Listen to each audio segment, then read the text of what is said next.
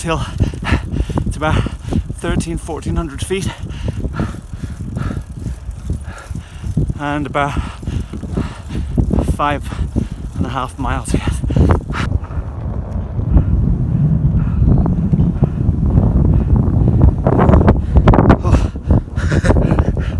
That was a good ride, but I was drinking a little bit last night in our blind tasting, and compared to Sunday's ride the day before, oh, that was rough. I'm Viva. And I'm Phil. You're joining us in our blind tasting adventure. Every week we bring in 3 bottles out of 100 plus that we have to choose from. They're all blind to us. We've never tried them. Well, we may have tried them in our previous blind tasting, but effectively we don't know what's in the bottles. And we nose them, taste them.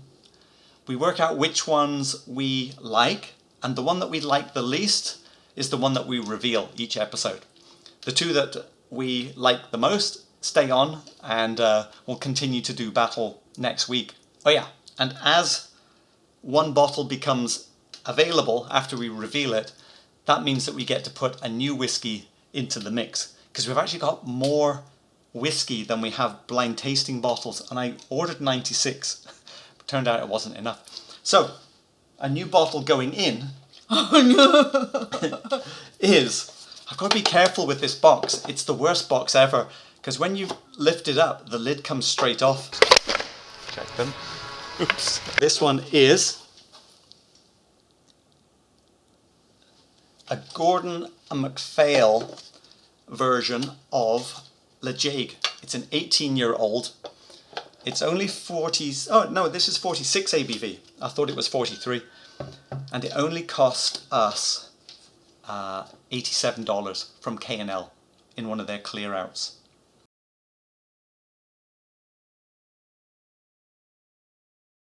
We don't think there's any smoke or peat in this one. This one has a little bit, and this one is quite heavily peated. So we thought we better start here, move that way, and then finish on this one. So that it does not affect the taste. Otherwise that peat can stick on your tongue for a week. Well, what do we get? This glass has had whiskey in it. Oh, that actually smells quite rich now. It's quite like rich fruit and a little bit of chocolate powder. It was more bitter in the flavour than it was from the nose, what you would expect. Although it does smell a little grassy in here as well. I'm also getting a grassy flavour in the taste. Hay grass tea, kind of dry. And it also has a little bit of bitter kind of zest of something. Orange zest. Yeah. I mean, it's slightly sweet. Is it? I don't know if you would call that sweet. I don't think anyone would really call that sweet, but Pretty spicy, because it's just taste, rather than the actual fruit. yeah, the zest, not the actual fruit. It's quite drying as well. A little tingly pepper. Is there anything else? I'm getting a chocolate powder beneath. Yeah, definitely there's a bit of chocolate powder left at the end, which maybe that means there's a bit of sherry barrel something in there. I don't have an immediate reaction, good or bad, to that, actually. I feel slightly unsure. Unlike all the other ones where we feel unsure as well. I think it's a sharp bitterness.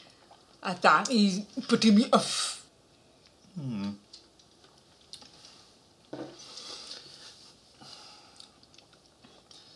It gives me a slight memory. In our first blind tasting, the original video, we had Longmorn 16, the blue box. And it always had this kind of turn halfway through that went a bit sour, grassy hay. I'm at Ardmore 16. Oh wait, hang on. Bowmore. No, wrong. Deanston Organic. Okay. Yeah. Deanston Organic 15 had this slight bitter turn in it. That makes sense. But it's butter.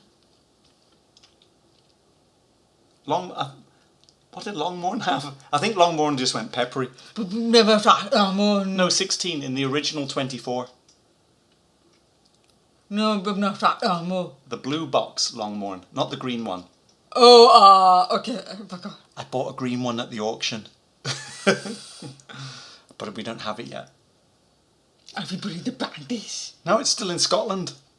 Oh no. Yeah, we'd given this the name of bitter zest and dry grass. Not necessarily unpleasant, but certainly not honey sweet or anything. Okay, let's move over here. I guess we just tell you the name. This one we'd called Banana Ash on Grassy Water, because that is ashy. The empty glass, I mean the glass which has had whiskey in, Wow. there's a ton of ash left behind. I mean, that made me think it was going to be really peaty, but I didn't get so much on the taste, did you? Banana. Yeah, on the glass with the whiskey there's sort of a vanilla banana. But it's in water. Yeah, watery. What else did we have for this one? The finish is ashy. I can taste that ashiness now. If this one was on the darker fruit side, this one is on the lighter fruit side, like the fresher. This could be more on the baked side. This is more on the fresh banana, vanilla. But I mean, barely. It's not super fruity or anything, is it? That's why a grassy water. Yeah, I'd say you've got even like a fresh leather, slight fresh leather going on here, and it's actually a little bit chemical, not strongly, but like hair conditioner chemical. Can you have A banana hair conditioner? I don't know if you can have banana hair conditioner. Actually, a little bit chilly. I'm quite sensitive to the pepperiness. A little bit candy fruit, boiled fruit, hard candy. Quite short. It's not overly complex and developing or anything, is it? Yeah, we'd noted thin and light. That's what grassy water. There is a sort of sharpness to it, which could be a bit tobacco-y or something. Oh, okay, yeah. Like that possible. sort of dryness. That makes sense. Is it good? Not bad. I think it's good. Okay, let's not get distracted. Let's move on to... Oh, Burnt Fruit Tree. Actually, Burnt Fruit Tree has been around for a couple of episodes. At least one. 2. I can't remember. And this is the one that when you nose the full glass... Actually, let me just pour in again. You nose the full glass and it is quite fruity. Nectarine, banana, Yeah, actually melon. we've got banana on both of these, haven't we? This one and this one is... But the melon is for nectarine. Yeah, it's a bit banana, melon, nectarine, but also it's still ashy, peaty. Slightly plasticine waxy. I mean, it's not as chemical as I got from this one. And that wasn't very chemical. But I'm getting a little bit of plasticine waxy here. But it's very sweetness because of the smell of nectarine and banana. But I'm getting nothing from the taste. The taste is beet taste. Yeah, the flavour is much more about the ashiness, and a little bit pepper. I'm waiting to see, does any fruit flavour come up? Not for me, not yet. There's something a little bit more malty, sweet cereal maybe, but not sweet fruit. More cereal. Maybe oatmeal with a tiny bit of honey, a little bit. That's quite drying as well. Actually, these are all Actually, these two are in the same world, aren't they? This one is a little different. Burnt Fruit Tree is quite a good name for this one. If I didn't know that Ardbeg 10 is not in our blind tasting, I'd be thinking one of these two could be Ardbeg 10. But we don't ask. But I know that Ardbeg 10 is no longer in our tasting. We emptied the bottle before we got to this but one. for me, I think Ardbeg 10 is very strong peat. I think another strong peat. Well, I say it because it's similar in the fact that the flavour is more about the ashiness and less about what's underneath the ashiness.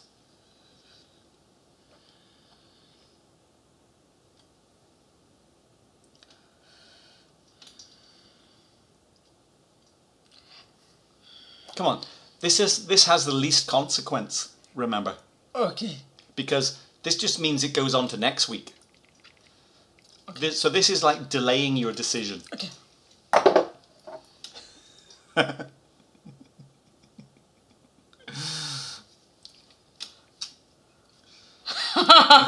This has more consequence. Go! Oh, okay, split decision. For me, there's more to explore, and for me, this one is more simple. It's kind of over quicker, and the thing that it's good at, the ashiness, the peat, is something that you like more than I do. But it is a grassy water with a little bit of smoke over the top. But for me, up to the I've always liked it. All right. Well. Okay, I'm very clear. I put off. It's because it's too bitter for me. So that's why I'm giving. I mean, it's not even fantastic for me either.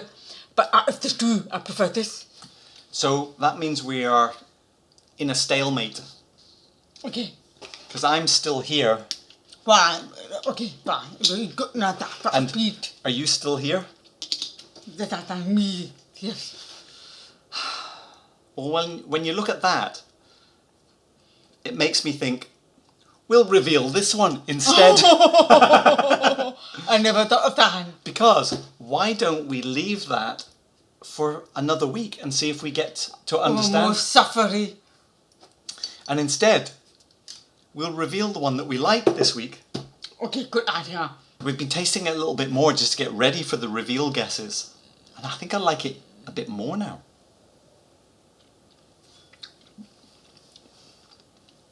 I'm also a little bit more affected by the alcohol. And have you asked butter? No.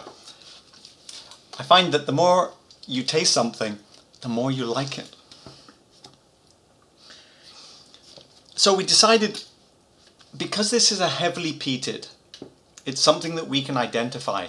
We thought, let's actually spend a few minutes looking at our spreadsheet and actually look at the list of things. First time. I mean, it's not cheating, it's just part of the fun, in a cheating kind of way. And we thought, okay, this is Islay peat. This isn't like an Ardmore or a Highland Park type of peat, so we ruled those out. And we listed all the ones that were peated. And we thought, well, it could be an Ardbeg, a Colila, a peat monster from Compass Box maybe, Kilchoman, Longrow, Port Charlotte. And then when we looked at the ABV, because this is under 48, that really ruled out Uigeadail. It ruled out the Colila. And gone. And the Port Charlottes. And got frick. What are you saying? Gory. How do you say the word? Oh, Corryvrekan. Oh, Corryvrekan. Well, it ruled out all of the Ardbegs. And Port Charlotte. So we're kind of down to 4. We don't really know about Benromach's peated. And we don't really know about Longrow peated. But it could be one of those. We think it could be Kilchoman Machir Bay or Peat Monster. We could just pick one. And then I'll just fill in the details. Because I go for Benromach. so my mind is either Peat Monster or Kilchoman. Because I don't think it's that old. Could there be some graininess to that? I don't think yes. I'm going for Peat Monster. Oh, okay. Oh, hang on. Scores. We do have to give it a score, though. 88. 88 for Deepa. Oh, I've got to drink more now. Well, I think Green Label beat it for me. 89. ABV.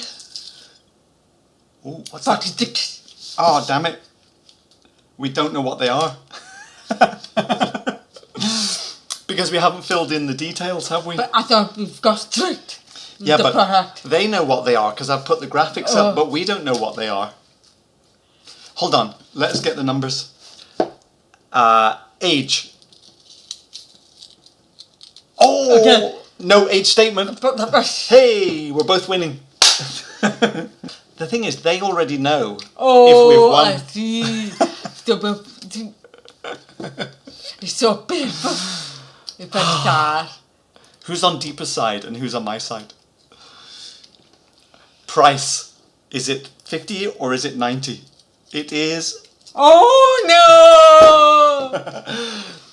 It says 55 here. Oh no! But in my spreadsheet it says 57. I wonder if it's something else. So 46 ABV at $55 means it needs to score 87.5 on our scale of happiness. And we've both scored it above it, so it's already a winner. Is it a Speyside or is it a blend? Oh, no! It's the Ira. it's an Damn Islay. it, because it's Peter and it asked me from Ira. Wait, hang on. What was Kilchoman? Islay. We might have had a few too many drinks to read the spreadsheet properly. So I'm thinking, well, it must be Kilchoman then. Yeah, yes. How did we miss it? Yes. Kilchoman. Yes. Oh, so close.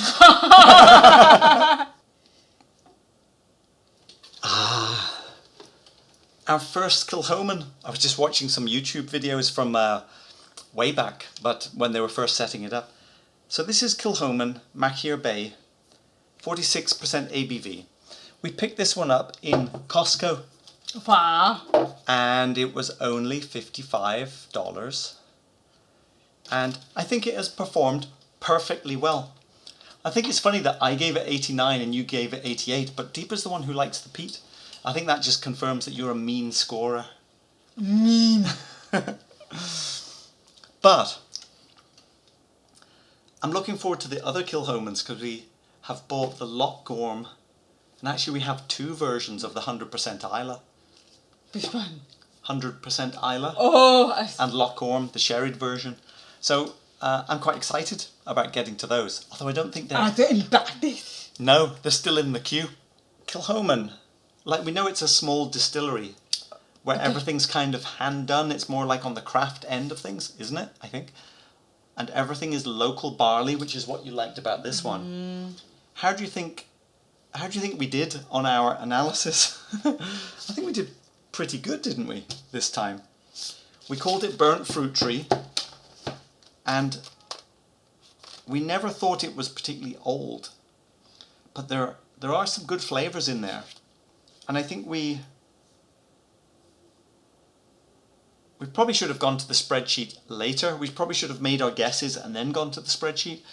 But I think that is well worth the money. What do you think? Not bad.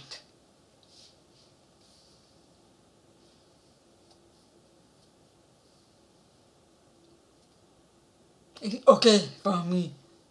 Just okay? I prefer this. Barley.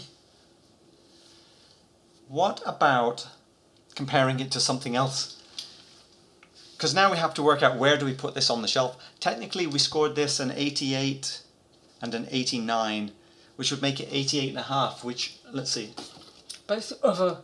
Laphroaig is 89. Laphroaig was, Laphroaig was better. Let's see, Glenlivet 18, 89, technically that's better. Lismore 88.5. I think because they both scored the same, do you put Lismore or Kilchoman Machir Bay? Where do they go? They are very different of the three, but it's beaten, but it's not beaten. But this is a big decision because it either goes top shelf or bottom shelf. That's because I have beat. I agree. Fair enough. Kilchoman is displacing the legend. I agree. I think that was very good. Oh, we've got to drink more. A movie. No, we need a new bottle.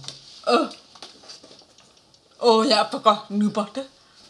It's the scene. Bottle number 16.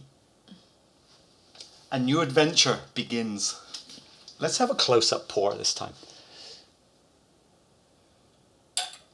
Ooh, that looks pretty dark. Oh, dark.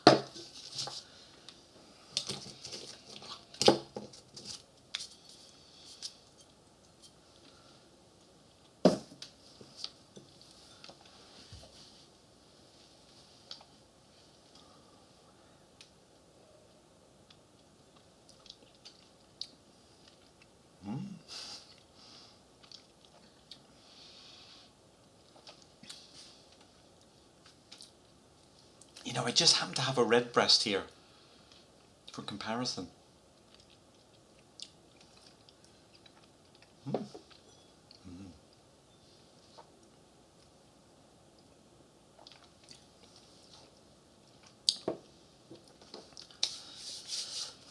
Any peat in that one?